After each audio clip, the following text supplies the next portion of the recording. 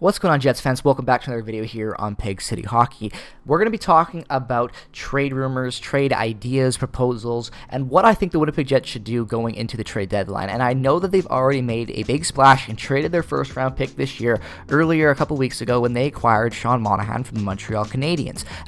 Monahan's been a great fit so far, but let's not act like the Jets still don't have the capital to still make something happen. They have a second-round pick this year that's Montreal's. It's going to be between, I would say, 38 and 35th overall potentially in the second round. You know, let's not forget that the first round ends at 32, so that pick is almost it's almost a late first rounder. You can view it as. You look at the Jets forward lines; they're pretty damn good. When you look at the defense, I think it can improve, and I think that that's what Kevin Cheveldayoff needs to do. I think that you have to look at the Calgary Flames like so many other teams are doing right now going into the trade deadline. I activate the Chevy signal once again for the purpose of trying to get a number one defenseman to Winnipeg, or a very, very good number 3 or 4 to help this team out. And I think that Chris Tanev and Noah Hanifin from the Flames could be the exact type of situation you're looking for. Now, let me just clarify real quick. I don't think the Jets are going to go out there and get both these guys, but either one of these defensemen would drastically improve this team. And there's a reason why every other team that is at the top of the league right now, Toronto, Boston, Vancouver, Edmonton's been looking at this. So many other teams are looking at acquiring these guys for this exact reason that I'm talking about, you know. And Chris Tanev, let's start with him, because Chris Tanev is who I think they should 100% go after, because his defensive play would be amazing. If you think about this, if you trade for Chris Tanev, the depth that you would get defensively would be insane. And we know that the asking price for Chris Tanev is extremely high. The offers have been coming in nonstop for Tanev, I think, for about 2 weeks now. And I think that they would have, maybe even before 2 weeks, and probably going back to when the Canucks made that trade for Lindholm.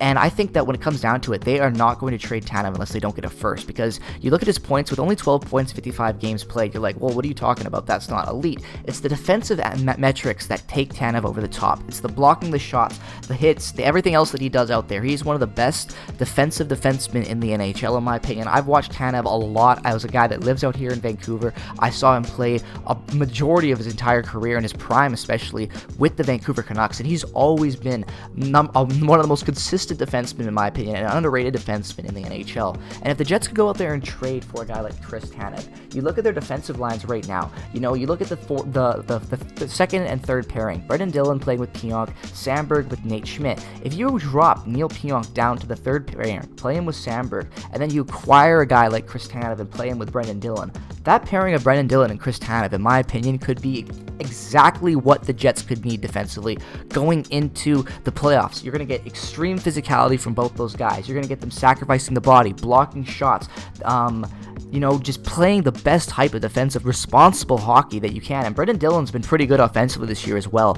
Let's not forget about that. So if you can, you know, if Brendan Dillon gets going and you have a guy like and a guy like Tanev just playing defensively, helping back up that pairing and make it even more consistent, and you can get that potential threat of, you know, having Dillon jump in the offense a little bit more, because he's shown some offensive prowess in this year, and I think why not try to use that? So at the end of the day, I think Tanev would be a great fit, you know. And like I said, the Jets have that second round pick from Montreal that's pretty damn valuable. So if you pair that with, say, Ville Heinola, and then you have a guy like, also, let's not forget that that Logan Stanley has already expressed interest in leaving Winnipeg. So I'm not going to be completely surprised if the Jets move him in a situation where we even saw Nick Matan getting traded to the Leafs in exchange for Par Lindholm, where both those teams just kind of swapped guys that were not working out and just not getting the opportunities. And it didn't work for Par Lindholm. Nick Matan didn't stay in Toronto, you know, and he's finding a little bit of success years later now with Minnesota, but even then he's always been a call-up guy. So that's kind of what it looks like Logan Stanley could potentially be being. So, you know,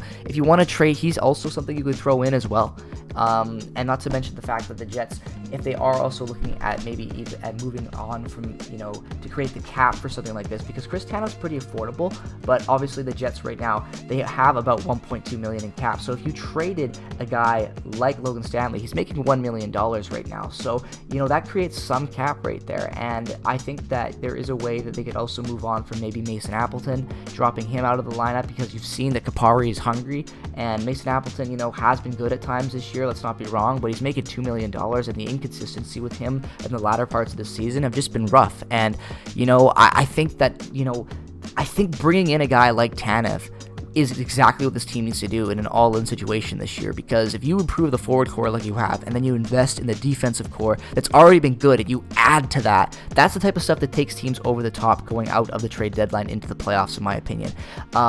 And it's not even because these guys are super splashy offensive players. Noto Hanifin, though, is a lot better offensively than Chris Tanev, and his defensive metrics aren't as good, but even then, he's definitely a much more consistent two-way offensive player at times. 33 points in 58 games, 11 goals, and you look at those defensive metrics, they're not that good, but his offensive play and everything else, his puck movement is great. So trading for a guy like that as well could be huge, and I don't think that Noah Hanifin will be the guy the Jets look at. I just think he's too flashy, and I also think that the Jets like to look at players that they always have a chance at re-signing.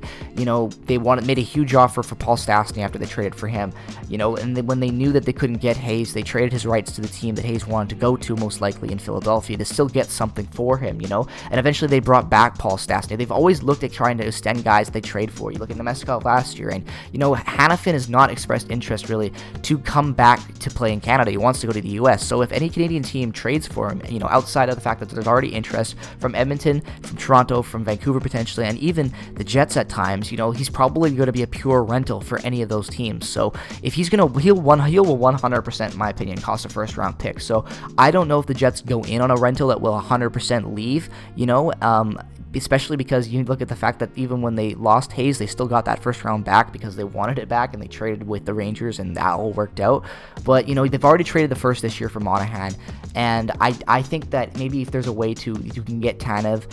And when it comes down to it, if teams aren't offering a first-round pick, I think that because it's just really high, if someone does pay that, we'll have to see. The market's a little stale right now, but at the end of the day, there's so many players available going to this that I think that the Jets need to look at. And when I know that they've already acquired Monahan, who's been great, and I know he's fit in very well, but, when you look at what I just shown you, you talk about the assets the Jets have. If they want to give up a conditional pick next year, or even this year, if they want to give up, say, for next year, if they want to give up their first round pick in any trade like this, they make it conditional and they say, if we make, if we make the Western Conference Final, let's say, similar to what they did with the Rangers when they traded Andrew Kopp, if they make a trade like that, I'm not opposed to that, because you don't lose anything unless you're almost at the Stanley Cup and you're right there. And at that point, I think the trade will probably be worth it, right? So I think that's what you need to look at doing if you're Kevin Cheveldayoff off. Obviously, if they don't make this, it's not the end of the world, because I think they'll still go out there and acquire a decent depth defenseman, or still add to this defensive core in some way. Like, I don't think Logan Stanley will be here post-trade deadline. I think he will get moved just because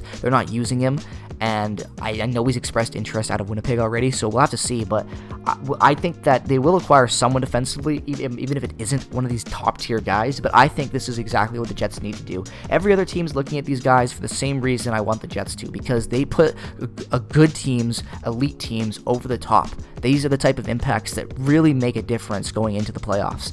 And again, I know Monahan's already had a great impact with Winnipeg, and he costed a first-round pick. And you look at what the Canucks have already done, and it's been great with Lindholm. In Vancouver, he's really been good, and Monahan's starting to fit in really well as well at Winnipeg, and both those guys cost first already. So, the Canucks and Jets, even though they're looking at all these guys, they've already traded a first, and I know how much the Canucks want Tanev. I've seen all the rumors and within talk in the fan base, so I don't know if they give up a first, and I don't know if a lot of other teams are going to actually willing to sacrifice that first for Tanev, especially because there are so many other good guys available. If you have a guy like Hanifin available, why not trade a first for him as well? There's just so many possibilities with these guys. I'm so intrigued. So make sure to subscribe to the update with all things Winnipeg Jets hockey. Follow me on Twitter, Instagram, and check out all the affiliate links down in the description below. Peace and positivity as always. Thank you so much for watching, guys. It's going to be a crazy run going into this Cup playoffs, and I can't wait for it. So peace and positivity. Go Jets, go. And I will see you guys in the next one. It'll all be over.